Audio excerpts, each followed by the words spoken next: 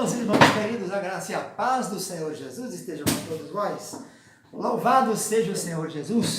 Estamos nós de volta aqui no nosso CCBB, Centro de Cultura Bíblica Bereshit, um convênio com o Seminário Tabernáculo, da instituição da religião, da denominação Ministério Tabernáculo, da qual eu sou membro há 33 anos como pastor, e também o Seminário Bereshit e a Faculdade Bereshit. Temos todos os cursos livres, básico, intermediário e bacharelado, tem até mestrado e doutorado.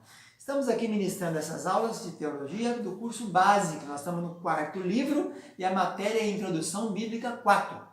Nós estamos estudando os profetas menores: Oséias, Joel, Amós, Obadias, Jonas, Miqueias, Naum, Sofonias, Ageu, Jonas, Miqueias, Naum, como é que é?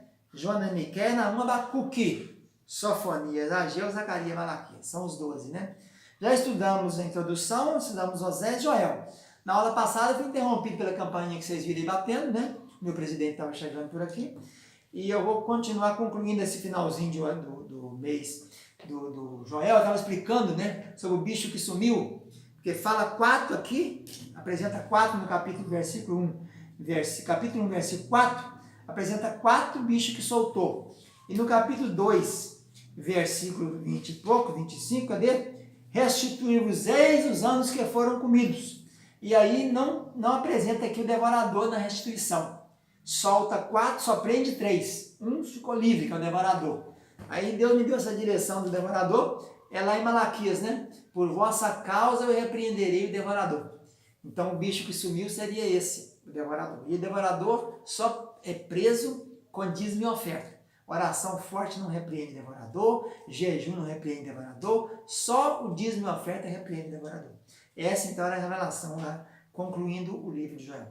Hoje vamos estudar então Amós. Amós, esse profeta Amós é famoso, porque ele era boieiro, né? Eu não sou profeta nem filho de profeta, eu sou boieiro, cultivador de sicômoro, né? Então Amós é um livro que tem 9 capítulos, ele profetizou nos dias de Uzias e Jeroboão II, quer dizer, foi contemporâneo de Oséias, contemporâneo de Miqueias e contemporâneo de Isaías. E deu no mesmo tempo, né? A mensagem de Amós é de castigo vindouro e de restauração que seguirá esse castigo. Por isso as mensagens, na sua maioria, são condenatórias. Podemos apresentar o tema de Amós da seguinte maneira: a exposição dos pecados de um povo privilegiado, cujos privilégios lhe trouxeram grande responsabilidade e cujas faltas sob essa responsabilidade lhes acarretaram um castigo de acordo com a luz que tinham recebido. O autor do livro é o Amós, que era natural de Tecoa. Tecoa fica a 10 quilômetros ao sul de Belém e era habitada na maioria por pastores. Por isso que Amós também era pastor, né? Pastor de ovelha. Essa classe que ele pertencia, né? E também ele cultivava figos silvestres, sicômoros, né? Não foi ordenado oficialmente como profeta, nem tinha assistido a escola de profeta, mas ele era chamado por Deus. Capítulo 7 ele fala isso, né? Ele foi o ministério dedicado às 10 tribos do norte, o reino do norte, nos reinados de Uzias, rei de Judá, e Jeroboão II, rei de Israel. Cerca de 60 a 80 anos antes dos cativeiros das 10 tribos, antes de cair o reino do norte, que caiu no ano 722 a.C. Betel é a cena da pregação dela. Inclusive o sacerdote Amazias mandou ele sair dali, falou: sai daqui, vai pregar no outro canto, né? O conteúdo dele, então, do livro é julgamento das nações, julgamento de Israel e restauração de Israel.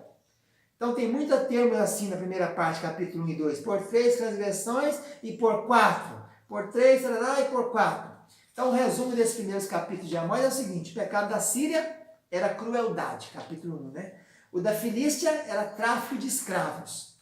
O pecado da Fenícia, negociante de escravos, apesar do pacto.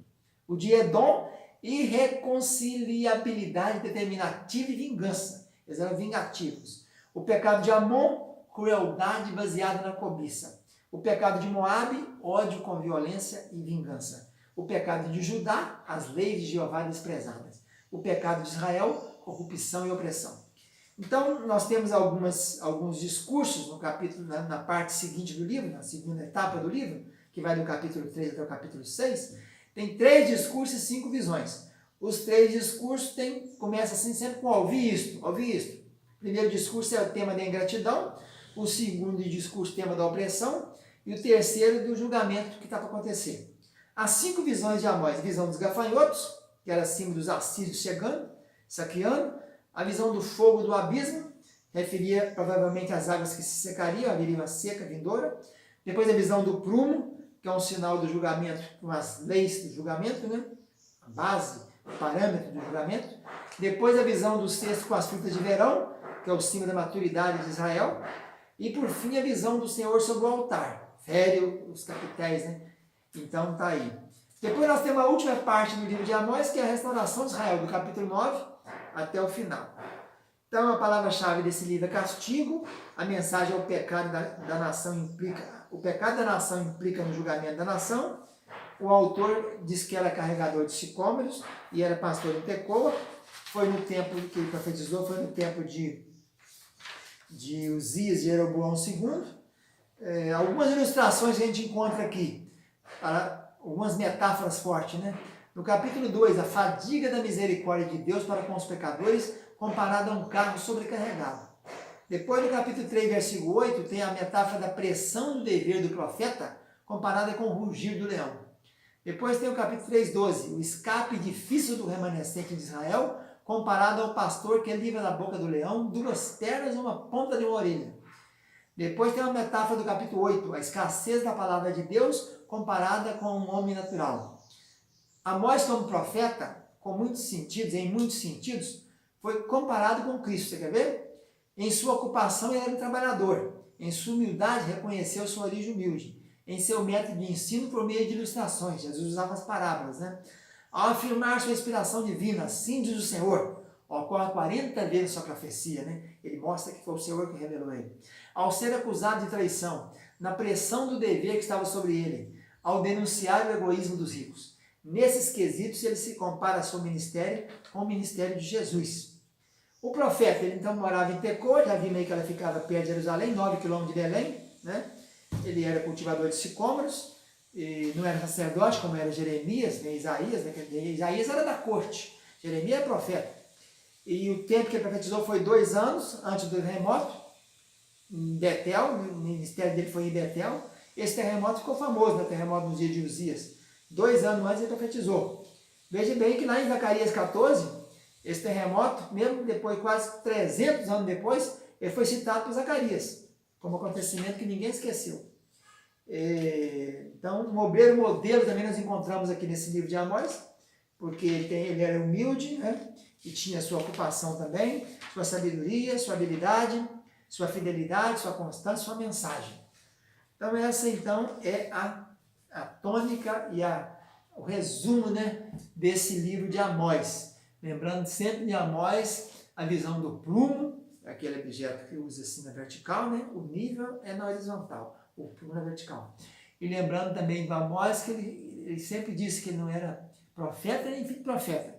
Ele era boieiro e cultivador de sicômoros, que é a figueira brava.